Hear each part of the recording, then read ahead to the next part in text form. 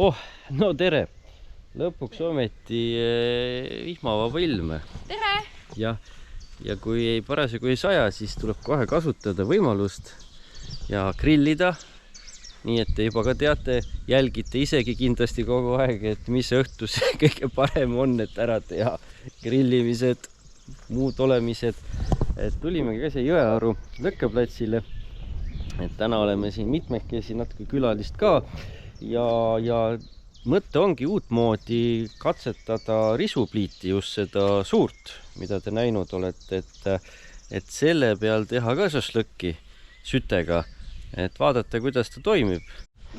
Kõik hea kraam mahub siis ühte kohvrisse ära, et suur risukas siis võtsin välja ja mis mul siis veel vaja on, ega ei olegi alguses vaja, aga ma vaatan, et siin on mingisugused kunstnikud olnud. Ma ei tea küll, mida see kunst siin kujutab. Abstraktsionism vist on selle nimi. See on moodne kunst. Jah, see on moodne kunst. Risukas on siis selline. Võib-olla ei ole teist paljud veel näinud sellist suuremat. Väikest on praegu kaasas ei ole. Aga mõte ongi see, et mul on grillsüsi ja ei kasutagi ma mingisugust loodushakke puitu siin, vaid puhtalt siis lehtpuusööga. Ja siis siin on võimalik siis ju peal grillida suuremat liha ja mul on vardad ka kaasas. Et tal on ikka hea siin õhustus all olemas. Tavaliselt ma panen midagi alla ka. Mul on pann ka, aga praegu vast ei ole nii hullu. Et siin selline pinnas ka. Et see süsi väga palju liiga siin ei tee. Ja proovime. Ega palju pole vaja. Siia lähevad šašlõki vardad peale. Et väga kuumaks ei ole mõtet ajada, siis selline võtan natuke isegi vähemaks. Alati saab juurde panna siit külje pealt. Ja siis ma kasutangi seda biotabletti. Sellega siis asi käima ja läheb. Puhumistoruga on jälle hea siin askeldada. Puuda neid rohkem hõõguma.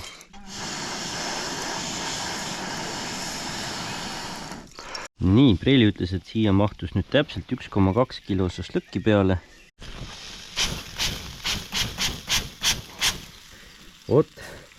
Sellised vahvad pudelid. Tellisin Temust. Ei teagi, vist paar euro oli. Saab petpritsida. Seda ka. Nii, aga tegelikult meil on sööd ikka päris kuumad siin sees. Päris tugev kontsentraat. Ma pean vett lihtsalt palama natuke. Üks trikk siin küll, et tuleb natukene vahest vähemaks neid söesid siit alt võtta. Muidu on liiga intensiivne. Ikkagi praegu tõmbab hästi. Ma panin korra tegelikult luugi kinni ka, aga väga palju mõjuta, sest tal on tegelikult õhustustõmme päris hea. On mõlemal pool korralikud augud tehtud. Ja ei peab välgima muidu rohkem. Aga muidu jällegi hea mugav. Mul on muidu see teine on see Handymani grillküna, olete näinud küll isegi, jaanipäeva pidasime, aga tead, selle pead kokku panema, tal on teravad ääred ja muidu ideaalne, suuremat kogust teha. Ja aga temaga rohkem mässamist ja selles mõttes see kokkuvolditav risukas on nagu täitsa tipp-topp sellise koguse tegemiseks, et siin 1,2 kilo peal praegu ja 4 vardaga saab ju toimetada. Nii, aga ma arvan, et on valmis.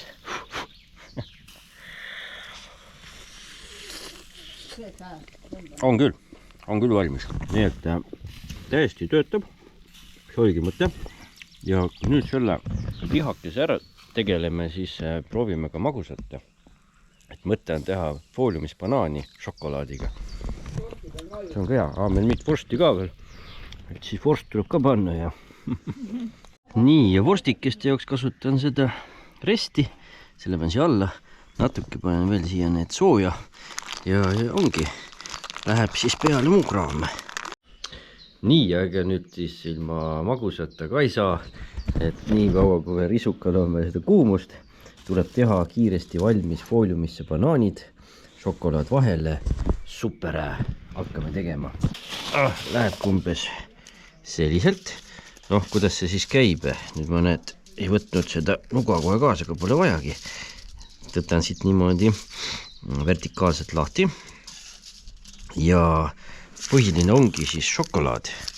Hästi kiiresti valmiv, hästi lihtne ja mõnus. Võite ükskõik mida siia panna, kes paneb kaneeli, kes puistab veel mingit, ma ei tea, vanillit, pudingit, mis iganes. Aga mina lihtsalt panengi siia nii-öelda sisse. Niimoodi 3 tükki. Nad sulavad mõnusasti ära. Pärast on hea lusikaga süüa. Nii. Ja nüüd siis foolium ümber ja valmis. Nii, ja ega nüüd lähevadki need siia veel peale. Kasutame selle kuumuse ära. Võib-olla ma panen natukene veel sütt juurde. Ja siis varsti saavadki valmis.